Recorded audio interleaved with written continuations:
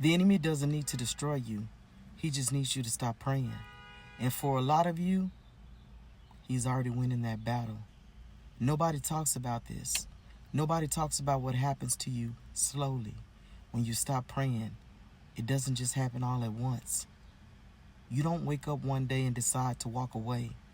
It starts with, I'll pray later. Then later becomes tomorrow. Tomorrow becomes next week. And next week becomes, I don't even remember the last time I talked to God.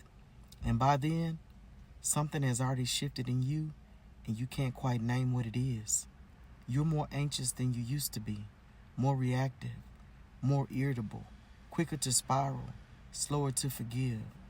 The things that used to not bother you, they're unbearable now. The decisions you're making, you know somewhere deep down they're not aligned, but you make them anyway. You're running on your own understanding, your own strength, your own wisdom, and you're exhausted, not just tired, the kind of tired that sleep doesn't fix. That's not a coincidence. That's what life feels like when the connection gets cut. And here's what nobody tells you about not praying. It's not just that you lose the conversation, you lose the covering. Prayer is not a religious ritual. Prayer is not something you do to check a spiritual box. Prayer is your shield. Prayer is your access. Prayer is the difference between walking through your day guarded or walking through it exposed.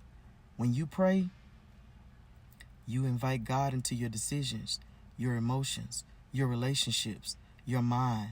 When you don't, you handle all that alone, and the enemy knows exactly what to do with the believer who's handling things alone.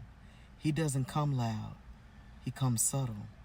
A little bitterness here, a little pride there, a thought entertaining a little too long, a door you open just a little too wide.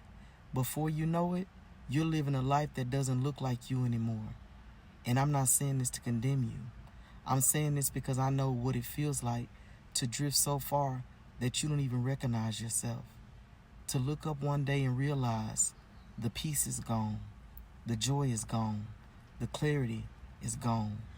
And you've been trying to fill it with everything except the one thing that actually works.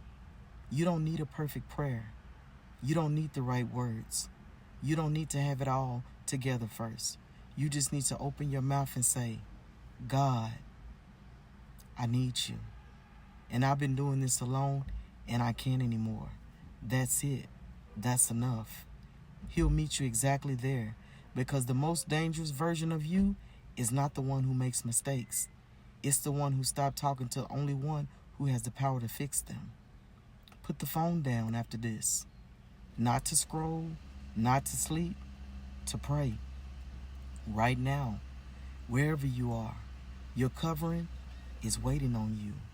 And if this convicted you, share it with someone who's been quietly drifting. They may not even realize what's happening yet. And follow, because this page exists to call you higher and not to make you comfortable.